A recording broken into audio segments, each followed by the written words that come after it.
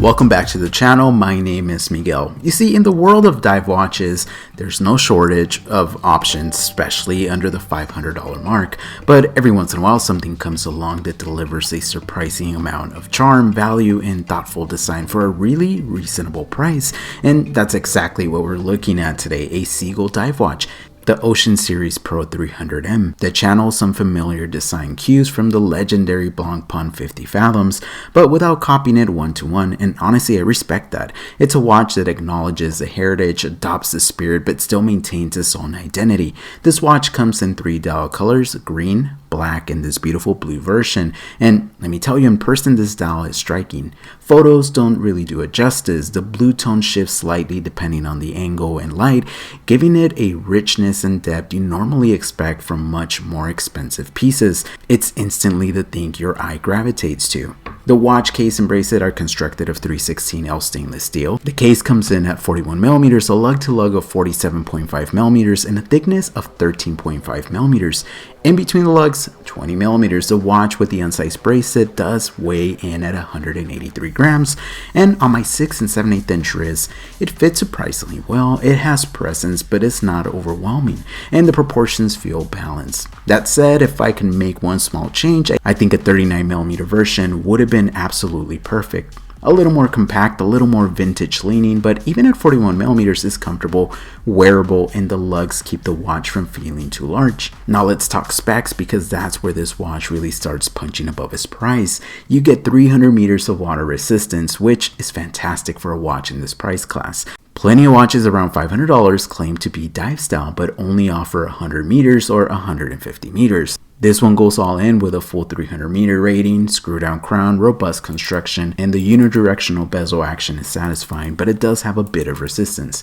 The crystal sapphire, which is almost expected these days, but it's still great to see. It gives you that confidence that the watch will hold up over years of wear without scratching like mineral or acrylic. The bezel insert is also nicely executed. I love that they applied lume on the bezel markings. That's something not every watchmaker bothers to do, even at higher price points. Now, the lume overall is good, not great, not the best on the market, but absolutely serviceable. It gets the job done, and on the bezel it adds usable functionality for timing in low light.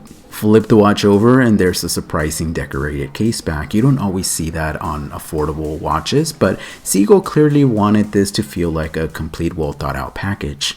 Inside the watch is the ST2130, which is essentially Seagull's direct clone of an ETA 2824-2, and this might sound like a negative, but in reality, it's quite the opposite. Because it's a clone, its design is almost identical to the ETA 2824-2. Many of the parts are interchangeable, and watchmakers often like working with this movement because, well, replacement parts and servicing components are so available. It's reliable, it's well understood, and has been proven across countless brands. And here's the interesting part. Seagull is one of the few vertical integrated watch manufacturers in the entire world. They design and manufacture nearly all of their components and movements in-house. That means there's lineage and engineering experience baked into this watch that you simply don't get with many microbrands in the same price category. The bracelet is solid, well constructed, and has a reassuring feel. It's not hollow, it's not tiny, and it doesn't rattle around like cheaper bracelets tend to. However, I do have 2 critiques. First, I would have liked to see a more dramatic taper from the lugs down towards the clasp. Taper bracelets give a watch a more refined profile and generally improve the comfort. Second, I think it's time for Seagull to include some kind of on-the-fly micro adjustment. Even just a few millimeters would make a huge difference. The good news? Thanks to the 20mm lug width, finding aftermarket straps will be extremely easy. Rubber, NATO, sailcloth, leather, you name it, this thing is going to look great on a lot of options. Everything on the dial looks pretty well finished, and the dial symmetry is great, and the layout works well visually. I really appreciate the date window at 6 o'clock. It keeps the design balanced, especially on a diver. That said, I would have loved to see the date wheel color match to the dial. It's a small detail, but on a watch that nails so many other design elements, a matching date disc would have taken this to the next level. Look, the dive watch market is crowded, extremely crowded. Tons of brands are offering incredible bang for buck, and you've probably seen dozens of them reviewed, especially on my channel, but for sub $500, this Seagull model stands out as a genuinely compelling option.